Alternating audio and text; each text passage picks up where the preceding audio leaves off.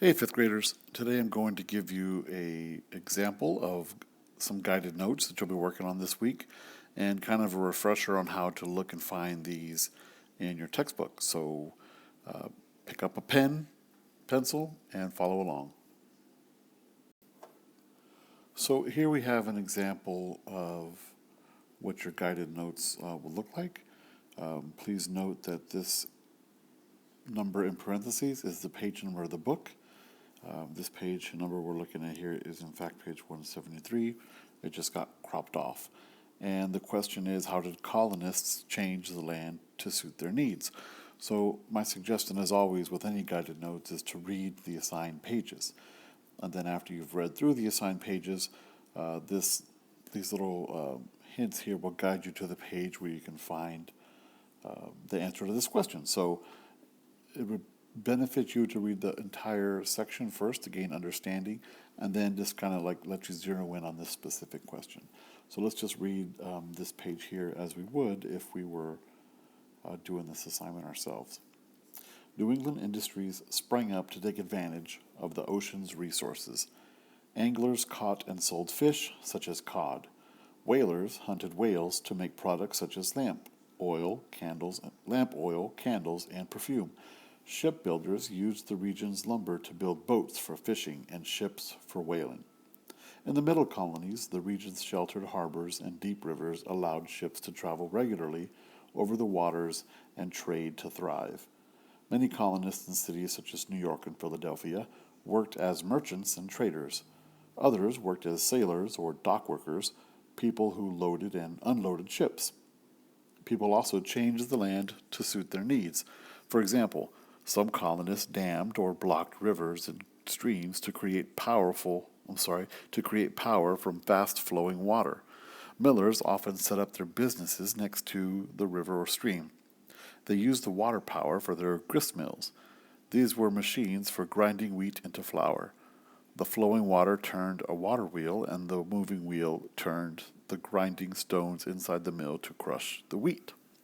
Okay, so now that we've read this section, we would have read the rest of the assigned pages, and then now we start with our question, and it says to go to page 173, which we're on, and the question is, how did colonists change the land to suit their needs?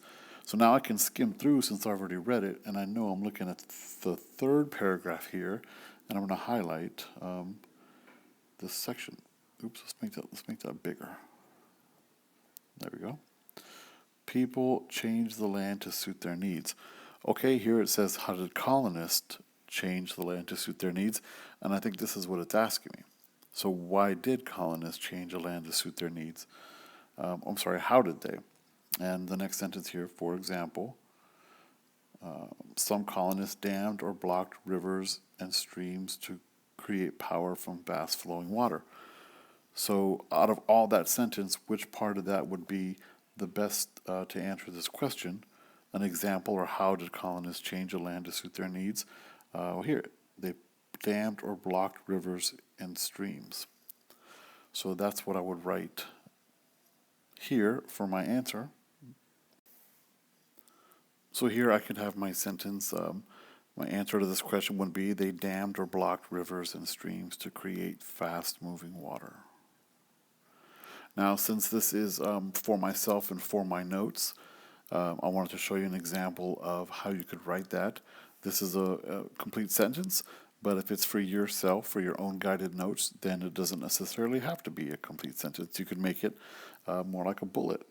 And as long as you answer the question, how did the colonists change the land to suit their needs? We just make a bullet point here, and I can say they dammed and blocked rivers.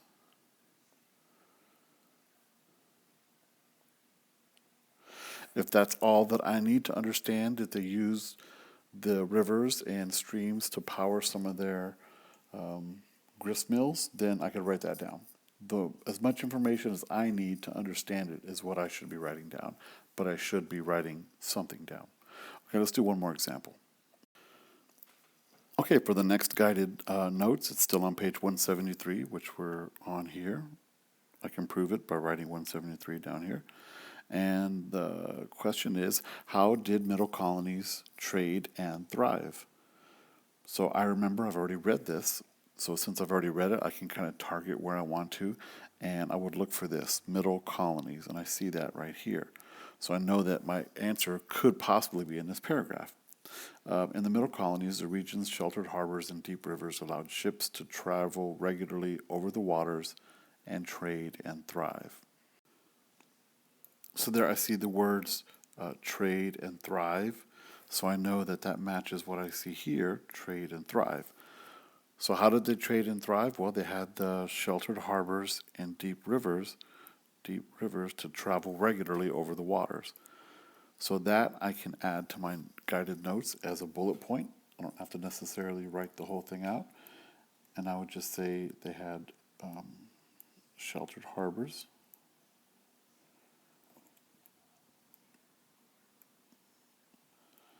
deep rivers, maybe like plus, plus deep rivers to travel